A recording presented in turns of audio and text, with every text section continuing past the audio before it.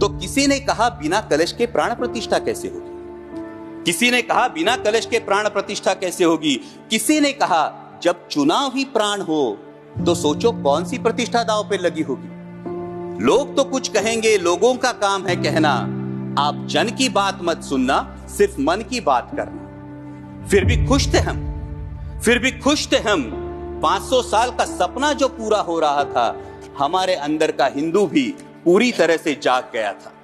तो चल पड़े अयोध्या की ओर राम लल्ला की दर्शन की आस लगाए, चल पड़े अयोध्या की ओर राम लल्ला के दर्शन की आस लगाए।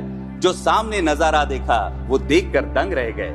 वो 3 मंजिलें, 400 खंबे, 32 सीढ़ियां, जय श्री राम का नारा लगाते हुए हम सीढ़ियां चढ़ने लगे। राम लल्ला से क्या गुहार लगाए ये सोचने लगे।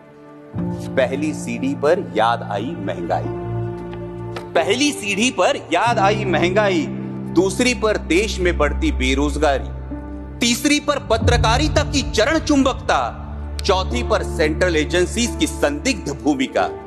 हर सीढ़ी पर कुछ न कुछ याद आ रहा था, हर सीढ़ी पर कुछ न कुछ याद आ रहा था। कहीं 15 लाख का जुमला, कहीं किसानों का आक्रोश था, कहीं महिला कुश्तीगिरों की वेदना थी, कहीं सालाना 2 करोड़ रोजगारों का वादा था, कहीं बढ़ती सांप्रदायिकता थी, तो कहीं चुनिंदा पूंजीपतियों पर मेहरबान हमारी सरकार का चेहरा था। इस वास्तविकता ने झंझोड़ने के बाद भी हम अंधभक्तों की तरह चलते गए। होश तो तब संभाला जब राम लल्ला के दर्शन हुए।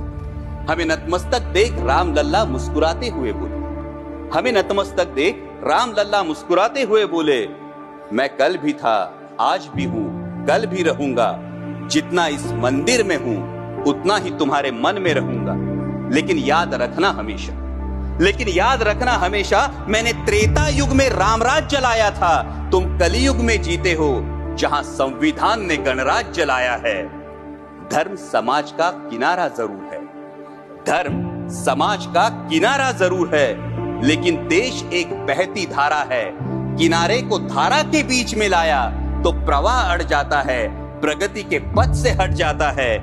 इसलिए धर्म का ठेकेदार नहीं, पहरेदार बनना चाहिए।